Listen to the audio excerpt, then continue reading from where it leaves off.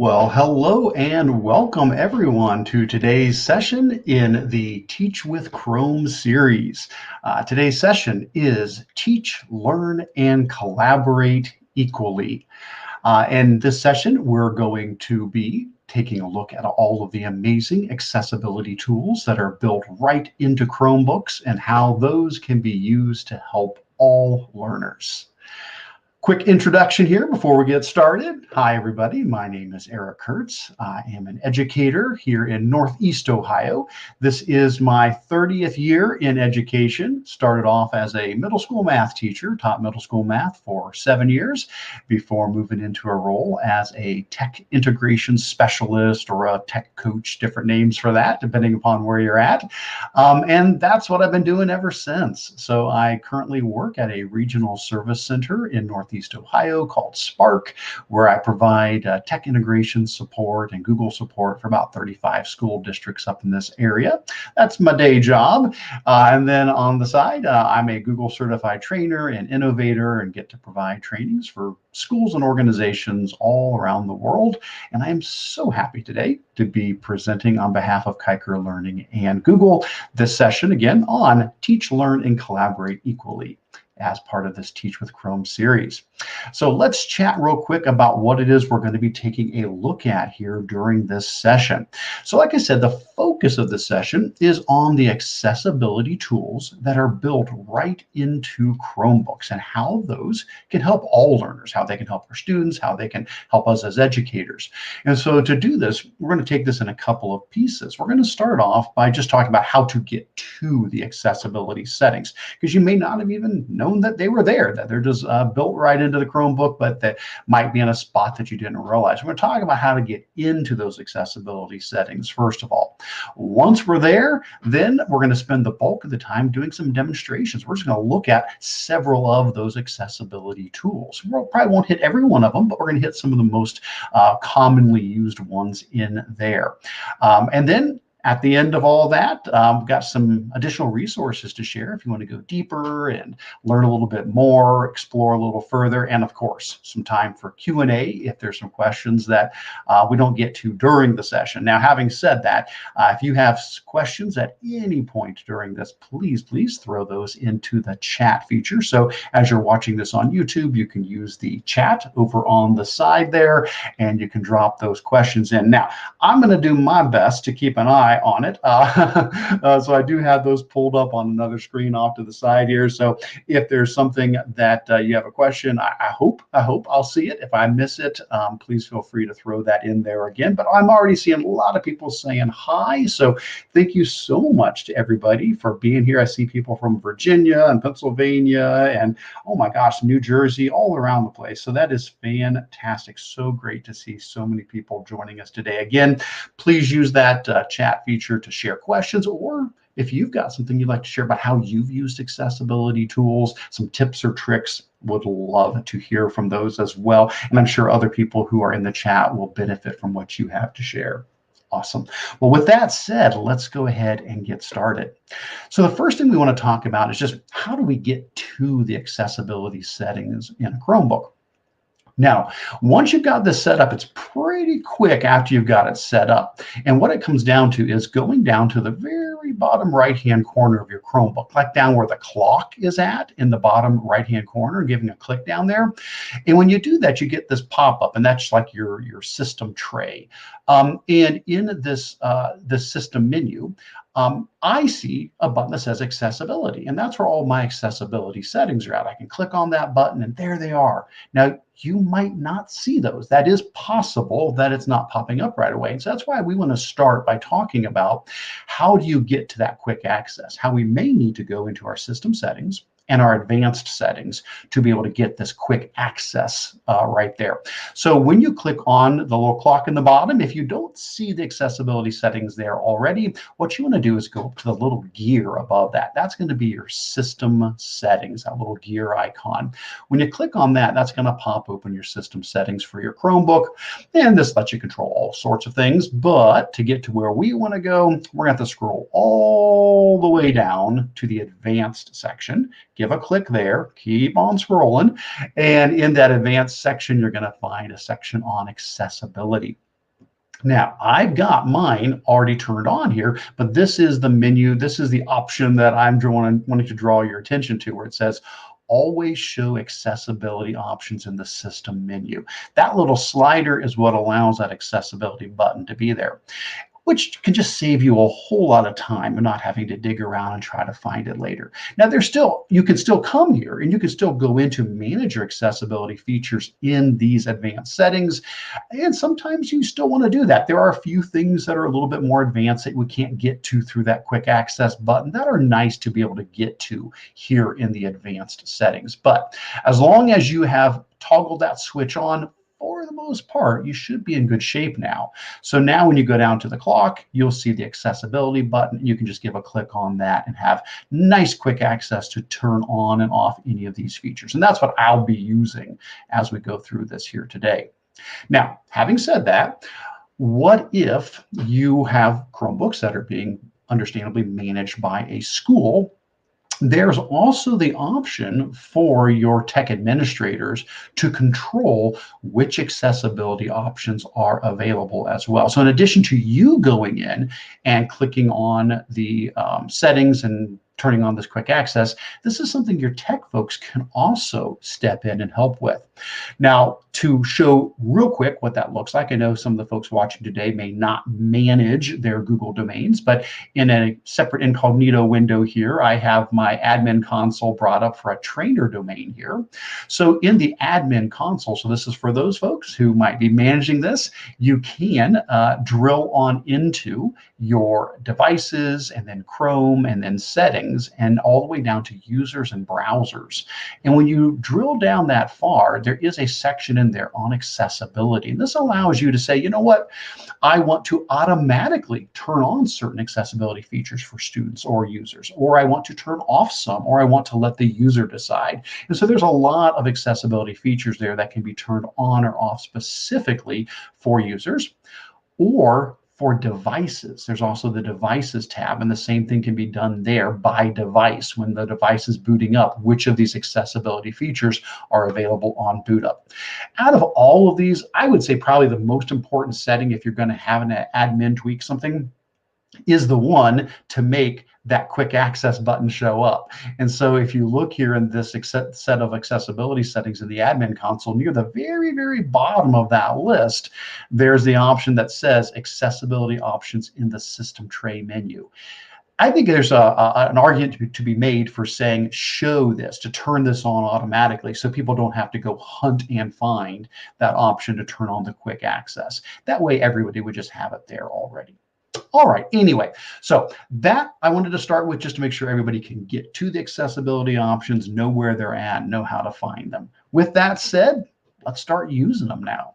So what we're going to do for the majority of the time now is start to go through some demonstrations on the different accessibility options that are here. And so I've broken them up into a couple of categories: text-to-speech, alternative input, readability, and navigation. Again, some of these cross multiple categories, and there's some things that we may not be covering here, but we're trying to hit some of the most common ones that we want to highlight for you. So we're going to start off with text-to-speech. So what are some of the text-to-speech options? Now there's lots of wonderful text-to-speech tools out there. So like if you use extensions like Read and Write or Immersive Reader, but we're talking today about things that are built in directly to the Chrome operating system that wouldn't need to be installed like an extension. So if I head on down here to my system menu and I go to accessibility, you'll see the first two options there are Chrome Vox and Select to Speak. Now I'm going to demonstrate Select to Speak for this example here today. Chrome Vox is a little bit more powerful than that. With Chrome Vox, it is more of a screen reader in that it reads everything on the screen, all the menus, all the options, which is fantastic if that is needed. However, if all you're looking for is something that lets you have text read aloud when you specifically select it, then Select to Speak is a pretty good option for that. So that's what I'm going to do. I'm going to click on Select to Speak to turn that on. Now, because I've turned it on, it is now available. A couple things have happened. First of all, and I'm going to actually do a little double duty here. I'm going to turn on my docked magnifier for a second. We'll look at this one in more detail later here. But if I go down to the very bottom here, you can now see in my taskbar at the bottom, I have a little icon that says select to speak. And so it's down there because I've turned that on, because I went here into my accessibility settings and because I turned on select to speak here. Now down at my on my tray down here at the bottom, you can see that select to speak is shown there as well. I may periodically pop on that docked magnifier just to point out some of those things a little bit better. Now, how do we use select to speak? Well, pretty straightforward. Let's say I go over to a website like Dogo News. This is a kids current event article website. So a great website for students to be able to pull up articles and learn about current events. Here's a recent article on rainbows. Hey, that's fine. We'll go ahead and give a click on that one and bring that one up. So let's say that as a student, I would like to have some of this read aloud to me. It could be that I am not able to read it and need to have it read aloud, or it could be that I just need that assistance, that I'm going to read it, but I'd like it to read along with me, that's going to provide that additional support for me while I am reading it. Well, to use select to speak, pretty simple. There's a couple of ways you can do it. One option is to use your mouse and select the text you want to be read aloud, and then use a keyboard combination. So what you're going to do, if this is your preferred way, there's other ways to go about this, but if you want to do it this way, you select the text, and then what you're going to do is press the search key on your Chromebook and the S key, probably for speak. So search and S. Now, what is the search key? I guess it goes by a couple of different names. It's that button on the far left-hand side that probably looks like a magnifying glass or a circle. Sometimes we call it the launcher key or the everything key. In this case, I'm just referring to it as the search key. So with the text selected, I'm going to press search S, and let's see if that works. Mention rainbows, and the image that comes to mind is that of a beautiful translucent arc of bright colors bending towards the horizon. Awesome. Very good. Hopefully that came through okay. You guys were able to hear that. Notice it highlights the text, and as it goes through it, it reads the words and highlights the words as it goes through reading those aloud. There's a little toolbar that pops up below here, and that toolbar does allow you to jump forwards and backwards by a sentence or forwards and backwards by a paragraph. It also allows you to change the speed at which the reading is done. We can usually listen a lot quicker than people speak, and so you may want to bump it up to a faster speed, or you can even slow it down if you need to. Now, if you're not a keyboard shortcut person, another option is simply to go down and click on the select to speak icon down in the tray there, and then go up and click on something. So if I click on select to speak, it becomes active. And now if I come up and click on the paragraph, mention rainbows, and the image that comes to, and it'll start reading it. So don't feel you have to use the keyboard shortcut as well. Either option is certainly fine based upon what works best for you there. Now, if you'd like to change the voice, you can do that as well. Unfortunately, it does not show up in that little pop-up menu there. So if you do want to change the voice that's being used, this is one where you're going to have to dig in a little bit deeper. So you'd have to go down to your tray, go up to accessibility. In the spot where you turn that on, there's a little gear right above there, and that will take you all the way back into those advanced settings. Now we could get there the other route. We could go to settings and then scroll down to advanced. This saves us a little bit of time. This gear here at the top of the accessibility one will jump us right into that particular spot in our settings. So you could come in here and you could say, I want to open up my select to speak settings. And when you do that, you're going to have some options here, such as choosing different voices. So right now, this is the voice that it's using. Hi there, I'm your text-to-speech voice.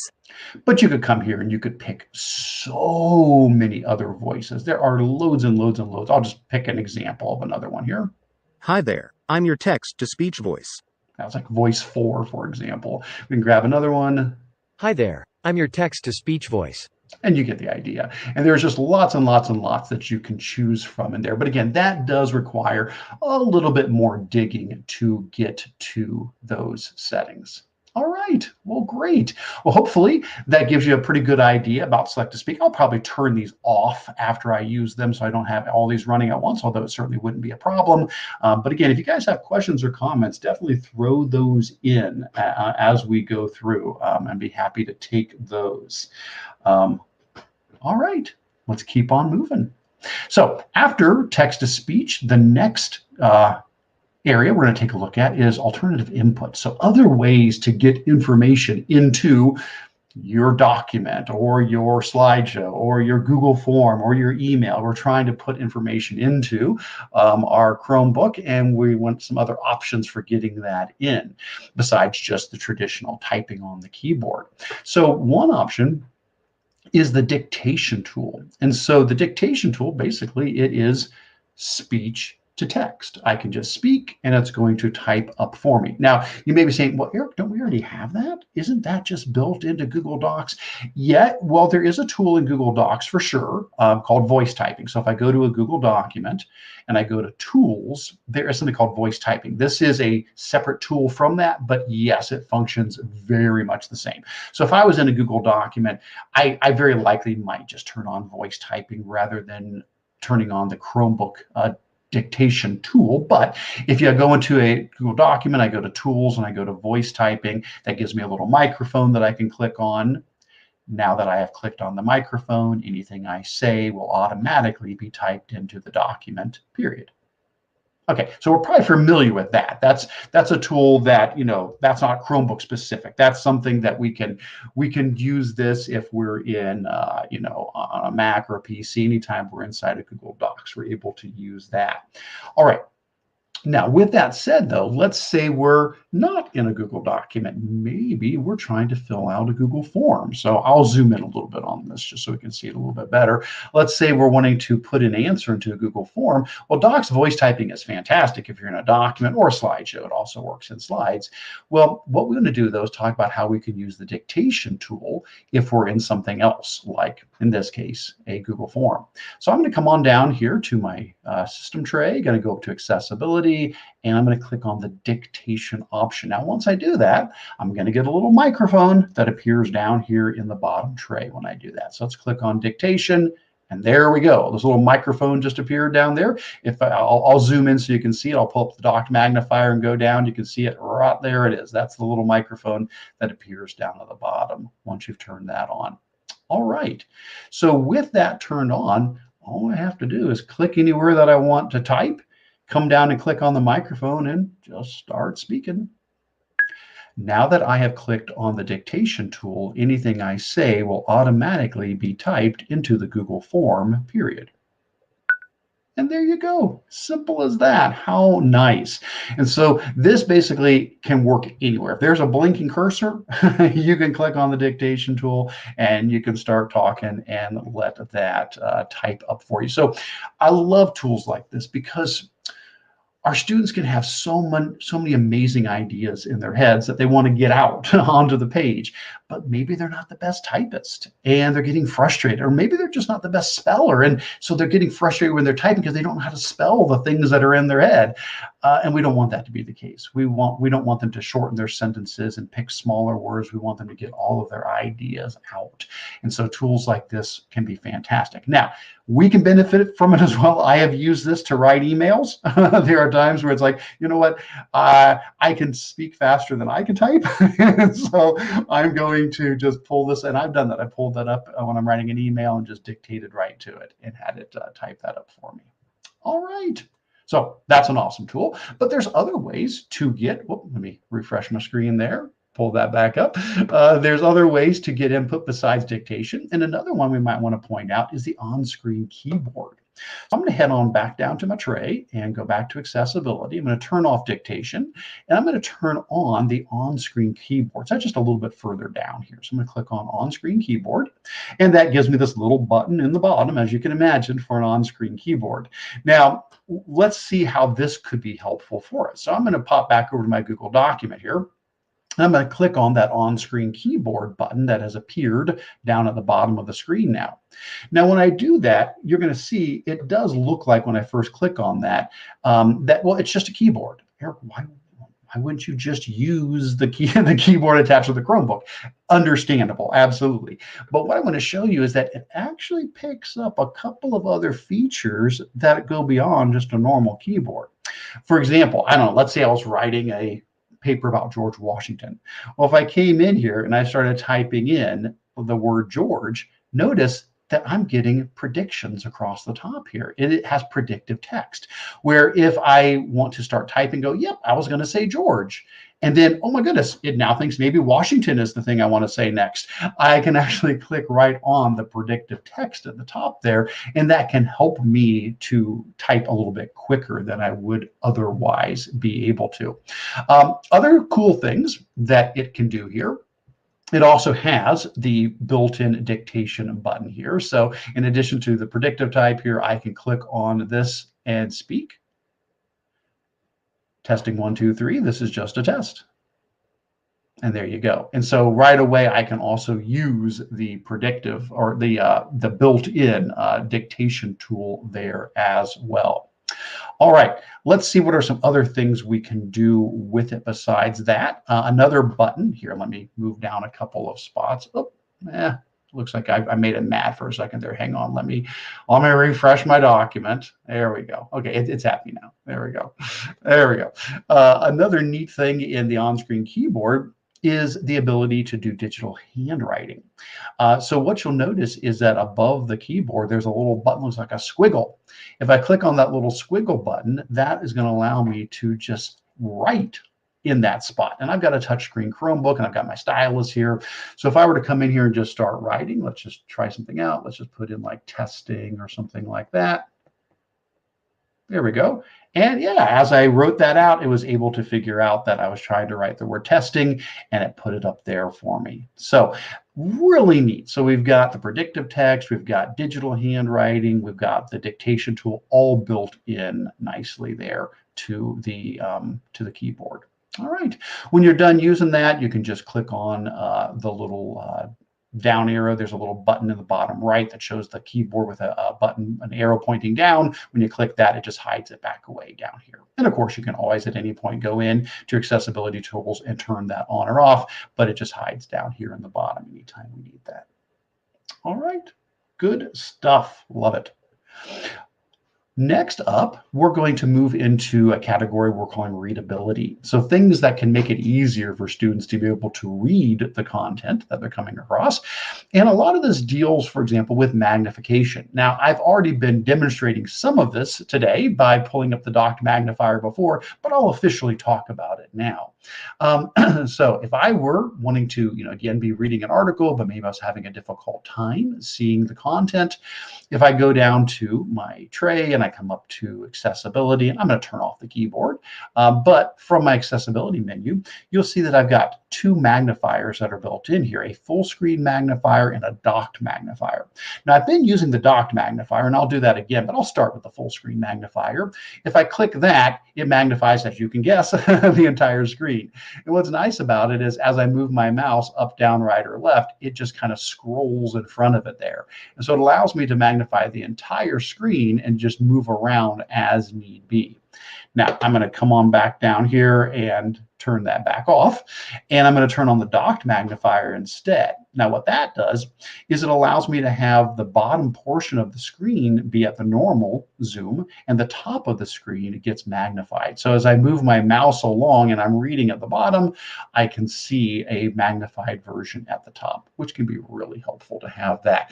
I've used that a lot of times when I'm doing a training, just to point out something that might be harder to see, like when I was going down and saying, oh, and here's where you click and you go up to here. Sometimes these are hard to see, but it's nice to be able to magnify them and make them look larger up there. All right. Now, keep in mind, in addition to those built-in magnification tools, there's also just the keyboard shortcuts that are provided with Chrome. Control plus and minus allow you to zoom in and out. So if I hold my control key and I press plus, I zoom in, and minus, I zoom out. Now that's just zooming the page. If you want to zoom the entire screen, meaning like the menus, like the resolution, same thing, it's control shift plus and minus. So control shift plus or control shift minus, those will change the entire resolution, so everything gets bigger or smaller, whereas control plus and minus just zooms in or out the content of the page that you're on. And then the last thing in readability would be high contrast. So high contrast is going to change the colors. It's going to invert the colors. It may be difficult sometimes to read, the black text on a bright white background. So if I come down here to my accessibility tools and I click on high contrast mode, you'll see that it inverts those. And now all the colors are inverted. And again, sometimes that could be easier to be able to read the white text on the black background instead. All right. Good stuff. Well, the last category of tools we're going to look at before we get into our extended resources would be navigation. There's a couple of neat things in the navigation menu we'd like to point out. The first is automatic clicks. So the idea behind this is, let's say a student's having a hard time pressing the mouse button. They're having a hard time clicking on something. Well, with automatic clicks, they can simply hover above a link, and if they wait long enough, it'll do a little countdown timer and it will click for them. So let's go back to Dogo News and say that I'm wanting to select an article, but maybe I'm having a hard time clicking with my mouse. And so what I can do is come down and get this turned on first of all. So from my tray, I'll go to accessibility and I'm going to click on automatic clicks to enable it. Well, now that that's turned on, notice as I move my mouse around, if I stop for a moment and I pause, this little circle goes and it does a little countdown and it clicks for me in that place. Now I've got it set to a 4-second countdown. And so if I'm not on top of anything after 4 seconds, no problem. It just, kind of goes away there. But it is really cool because it will allow me to be able to adjust that if I want to go into my settings here. Again, we have to dig a little bit deeper into our accessibility settings there. But if we do go into those accessibility settings, we have a section in here on our, let me find it there for us real quick. Sorry about that. Should be under my mouse. There it is. And see how my delay is set at 4 seconds right now. I could change that if I want to be a much faster click. I did it at 4 seconds just so it would take a little bit longer. You could actually see what was happening as it did that there. I'm going to go ahead and turn those back off though, and I'll show you some other features in navigation. Other ones that could be helpful would just be changing the size of our cursor, making our cursor larger or mouse cursor larger, or highlighting it. Sometimes it's just hard to find as you're moving the cursor around on the screen, the mouse around on the screen. If I go down to my tray and go to accessibility and scroll down to the bottom of the accessibility options, you'll see there's a large mouse cursor option. Hey, look at that. I can see my mouse really well now. And there's also highlight mouse cursor, which puts a red circle around it, which helps me to be able to see it that way as well. Great. And then the last one I'm going to mention in the navigation section is what we call sticky keys.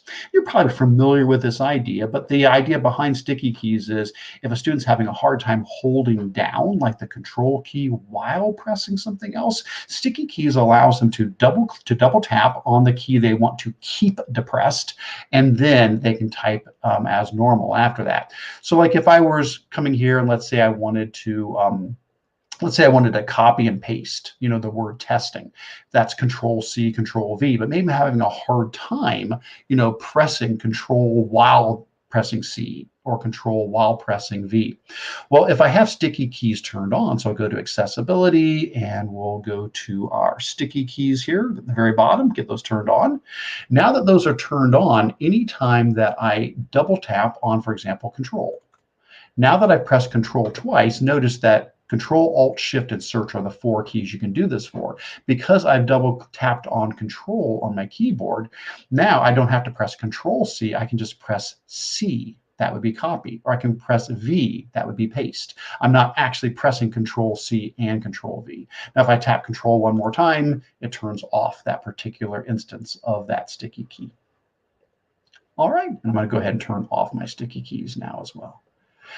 Fantastic. Well, hopefully that gave you guys a good overview of a lot of just built-in tools. They're just part of the Chrome operating system that you can turn on and use on the Chromebook to help with accessibility. I'm going to mention a couple of other resources now, some resources to go a little deeper if you'd like to dig a little further into some of these things, and also take some Q&A time if there's some questions that I haven't gotten to. Again, I'm going to try my best to keep an eye on what's over on the side there. If I missed something and you guys still want to get me to ask the question, please feel free to throw it back into the Q&A or to the chat so that I can see that as well. So as far as some additional resources to go a little bit further, in this presentation is going to be available afterwards, and I'll show you where to go to get to all of these resources on the Teach with Chrome website. So you guys will be able to get to all of these as well. A couple of resources I'd like to point out would be Google's accessibility blog. This is a great website where you can see all of the latest blog posts that Google has posted have something to do with new accessibility features or case studies or ways that these tools are being used. So the accessibility blog is awesome. There's also the Chromebook Accessibility Training Program, which you can go through. It's an 8-module training program that goes into lots of the exact same content we've been looking at here as well. And there's a much shorter one, the Tools for Diverse Learners, which is a much quicker one, about 20 minutes worth of content there that can hit on some of these key topics as well. There's also a great resource from Google, which is their accessibility flashcards. This is a PDF they put together that covered a lot of the stuff we've talked about, but also branches out into some other things, including extensions that can be installed as well, beyond just what is built into the Chromebook. And speaking of beyond what is just built into the Chromebook, the last resource I have linked in here is a document that I've created a long time ago called Google Tools to support all learners, and I update this frequently. You can get to this one at bit.ly/Kurtz-support. And this is a document that I maintain with all of my accessibility and accommodation resources. So it covers the stuff we looked at here, but it also goes into other extensions like Read and Write and Immersive Reader and Equatio and Mote and so many other great tools out there. So this document is a great one to access to get additional resources on text-to-speech, speech-to-text, readability, reading comprehension, audio support, behavior, focus, organization, navigation, and more. It's an excellent document there as well. Now, how will you get to all of these things? Again, just want to remind you that all of this can be found on the Teach with Chrome web page. That's the same site you went to sign up for this, where it lists all the additional upcoming sessions that we still have. But on that same page, there's a tab called Recordings and Resources. So when you go there, that's where you're going to be able to find the recording from this session, as well as the slide deck that has all of the resources in there. And if you missed any of the other ones, this is fantastic. All of these recordings are available to you here. You can catch these at your own time whenever that works out best for you. Taking a quick look again over at the chat to see if there's something in particular that I missed. Give me just a moment to see. There was a question about if Select to Speak can be used in a secure browser. Hey, now that's a great question, Andrea. And I'm going to tell you, I do not know the answer to that right off the top of my head. The secure browser idea is when, with a Chromebook that's managed by the school, you can put for example, you can put it into locked mode. Now, of course, I don't know. You may be mentioning something different by secure browser. Some people answered further down. Oh, that's fantastic. I'm glad to hear some people did address that. I'm not sure, so I'm going to have to take a look and see what some people mentioned in the chat there about how these tools work in some of those locked down situations where you're doing an assessment and want to be able to lock those down. Sounds like some other people addressed that in the chat, though. And hey, that's the beauty of this. The smartest person in the room is the room. That's the beauty of it, is somebody has an answer and can come in and help. Awesome. Well, taking a look at the chat, seeing some good comments, people saying thanks and that it was good information. Well, I agree. I want to thank Google so much for their dedication to accessibility, that they build these tools right into the Chrome operating system to help provide these additional supports for our students and for us. So on behalf of Google and Kiker Learning, I want to say thank you so much for taking some time out of your day today to spend with me. I really appreciate you guys, the investment you have in yourself and in your students. Please do be sure to check out the rest of the Teach with Chrome series. If you've missed any of them, the recordings are available there, and there's a few more still coming up. Other than that, thank you guys so very much, and have a wonderful, wonderful day.